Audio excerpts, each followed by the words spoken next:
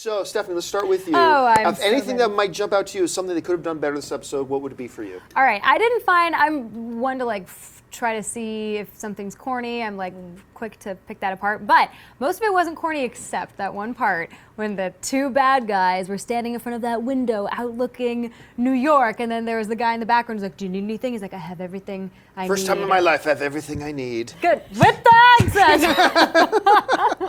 But yes, and then they were like, it was literally like that though. He like started talking about how he couldn't wait to basically take over the world. And I was like, well, where have we seen this before? Every other movie and TV show in the world. For me, one of the big negatives was that whole family therapy scene.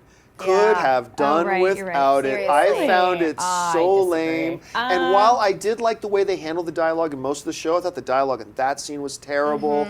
It's like, and of course, the new guy that his wife is seeing is a dick. Of course he is. Of course, because we have to make sure we cheer for him. He couldn't be actually a really good guy, and that's why she fell in love with this new. No, he's a total, obvious, right on the surface dick. Right. And I thought, come on, how cliche is that? But so we know where that's going. That's the one big negative for me. What about you, Sinead? What sounds like to you as a Well, negative? I'll agree with that 100%. I like kind of what we were talking about before. I just felt like they could have done without some of those scenes. I mean, it was already like an hour and 40 minutes, which is fine. I mean, lengthwise, it's cool that the show is that long, but I will agree that the beginning scene, I still don't think we needed it. I agree with that family counseling scene, and just in general, that whole family bugs the crap out of me. They need that though to balance out all this horror, like mystery, gruesome stuff. They have to have something real, right? Like, oh, family problems. I think something grounded, something relatable. I just wish they have done it better. Yeah. So I think you're right. They needed it was just that choppy. element. It was a little choppy. It was. They just kept and too soon. Yeah, it was like too right in soon. the beginning. Exactly. That's really what it comes down to. Okay. Too soon. Okay. Too much. Too soon. Okay. With those relationships, because I also felt like they were trying very hard to foreshadow F and Nora's potential relationship. Past relationship. They fucked already, right? Totally confusing. I wish they'd clear that up because they are awfully physically intimate for someone who just came from marriage counseling. I want you back. I love you.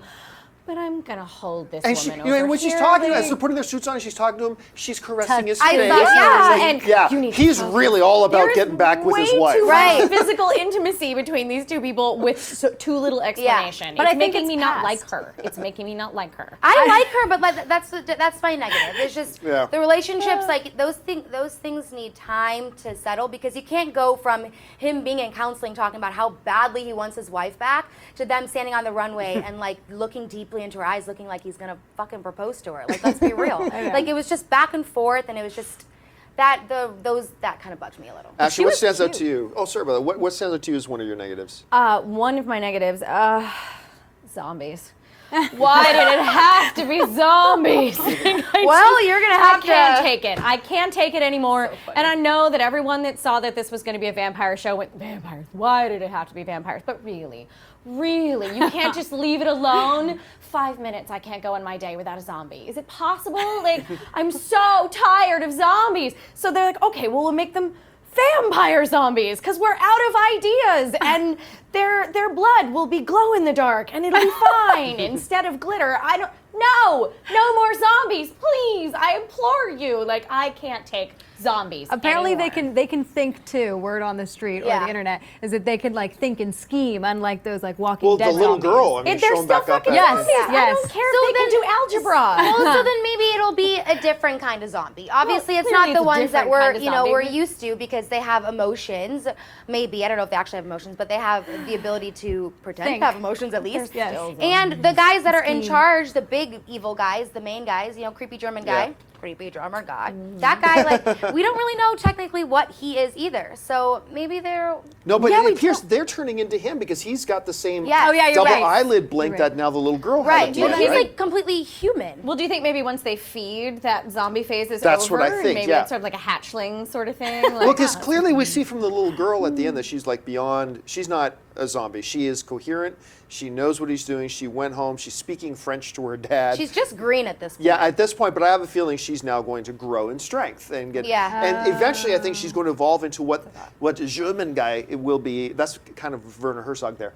What the German guy was at the end of the I keep wanting to say film at the end of the show there. So I think that's where he is a foreshadow of what all these people are now going to become.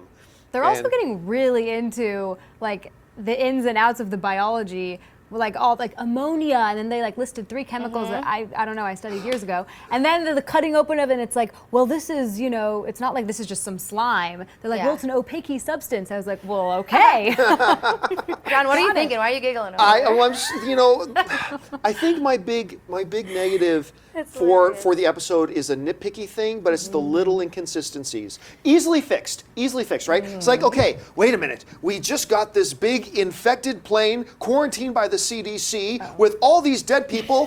Hey, we got a big box. We don't need our hazmat suits on. In the autopsy. No, we don't need. Or opening the coffin without having like, oh, you got gloves on. Then it's okay. It's fine. And then of course I think you pointed out when the dude's doing the autopsies on the bodies. Yeah. Oh heavens, no! Don't wear any protective gear. Right? No. Right? They don't just died of an unknown contagion. No hazmat suit needed. So that really showed. But you brought up that opening scene, right, about the ammonia on the plane.